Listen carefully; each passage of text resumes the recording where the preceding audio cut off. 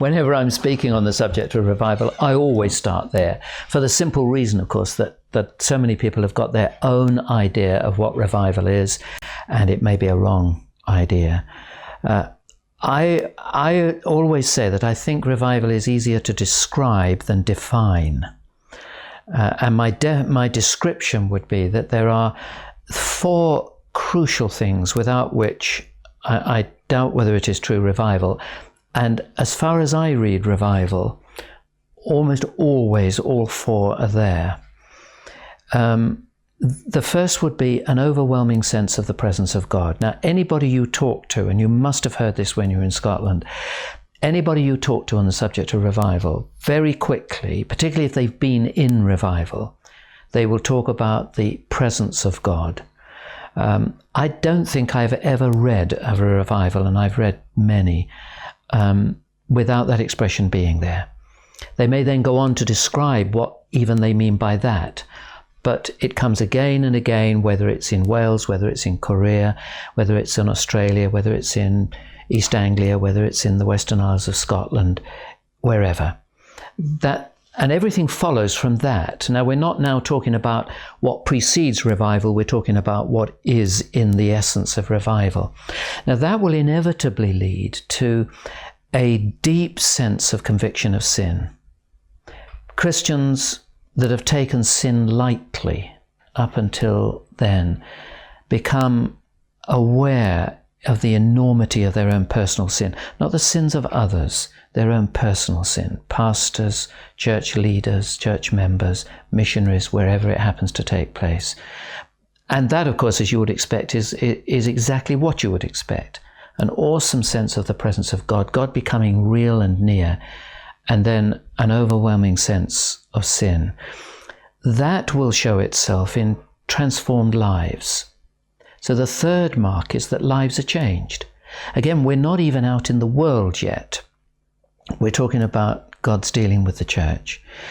So that, and this of course does spill over, but that's the 4th point. The third ingredient is that as a result of a sense of sin and repentance that follows, lives are changed, families are brought together. Again, the 4th point is that there's always a heightened evangelistic awareness and concern. Evangelism always flows naturally out of spiritual revival.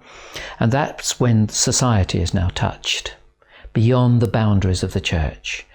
But as you know, it starts within the church. Revival is revival of the people of God primarily. And only when they are right. You remember Evan Roberts used to pray for 10 years before revival in Wales. Every time he prayed, Lord, bend the church and save the world. And not until the church is bent will that's an unfortunate expression today, but until the church bends, then the world will be changed. Then, of course, society is affected. You're going to Wales, next stop. Used to be known in after the 1904 revival as the land of the white gloves. Have you heard that expression? Well, the white glove was at the quarter sessions when the justices of the peace came round to try the cases. Not infrequently in any one particular area, they were presented with a pair of white gloves, which was a sign there are no cases to be heard. And so Wales actually became known as the land of the white gloves because so many of the common crimes were no longer committed.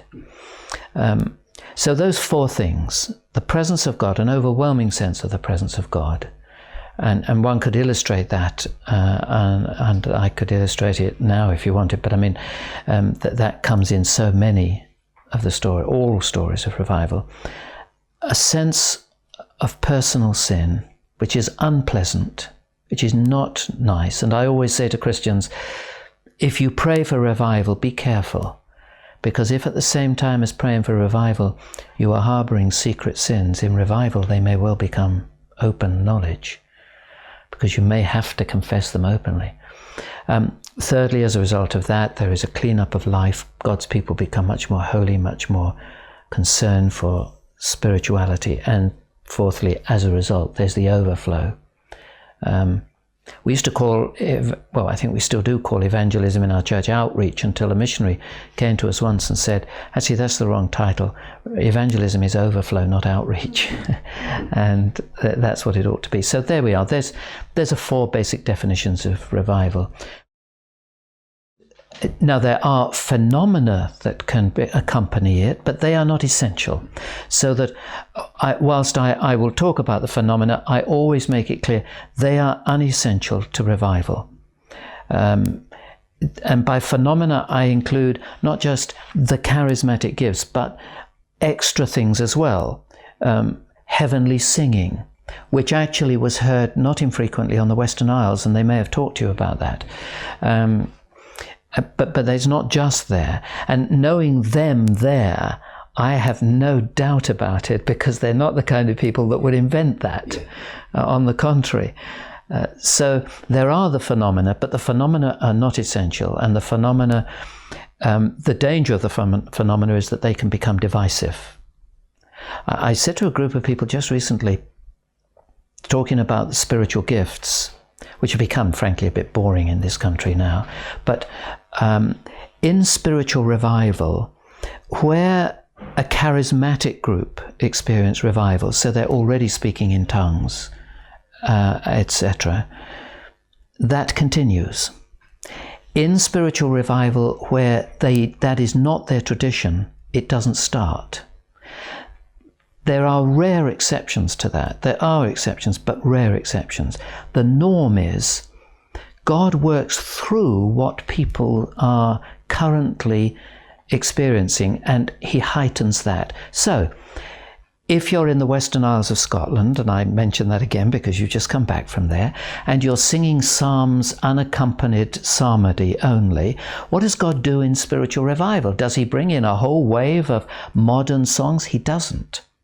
They sing unaccompanied psalms in a different way. And in our situation, where we do sing modern songs and hymns, and where spiritual revival comes, what will happen? We'll go on singing the same things, but in a different way. And that's why these things are clearly peripheral. They are not the essence of revival. The 4 things I've given, and others will add others, I know, but they're the 4 that I find so consistently there. Those are the essence of revival.